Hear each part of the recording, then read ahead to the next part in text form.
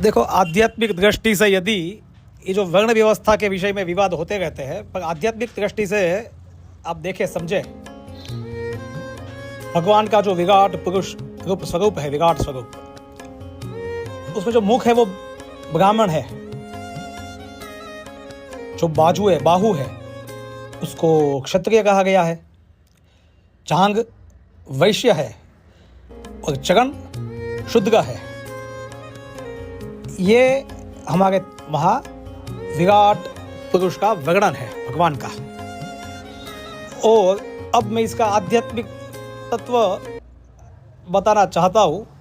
आध्यात्मिक को भौतिकता से भी जोड़ो, कोई फर्क नहीं पड़ेगा, पर एक दिव्य भाव आएगा। ये जो शूद्र सबसे नीचे है, उनके साथ अत्याचार अन्याय है, उनको गिना नहीं जाता है कहीं, ये जो बातें हुई है, किंतु हमारे सनातन ने, अध्यात्म ने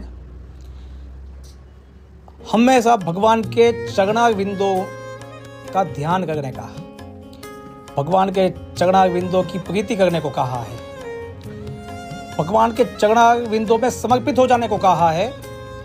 और वो चरणारविंद जो भगवान के स्वरूप में सबसे मुख्य है भक्तों के लिए, हम अध्यात्म मार्गी सनातनियों के लिए, वो सबसे सर्वश्रेष्ठ भगवान के चरण कमल, वो स्थान शूद्र को दिया गया है।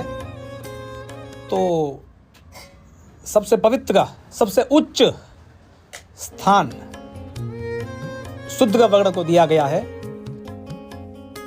ये बात यदि हम तत्व से समझे तो कहाँ अन्याय, कहाँ भेदभाव। ये विवादों से पर उठे, भगवान की दृष्टि में, परम पुरुष की दृष्टि में, भगवान श्री कृष्ण की, नारायण की दृष्टि में सब समान है, सब एक है। पर तब भी हम भौतिक भावों में आके भी यदि प्रतिस्पर्धा के रूप में किसी बात को पकड़ते हैं, तो चरणारविंदों का सबसे ज़्यादा महत्व अध्यात्म मार्गियों के लिए, भक्तों के लिए कहा गया है, और वो स्थान शूद्र वर्ण को दिया गया है।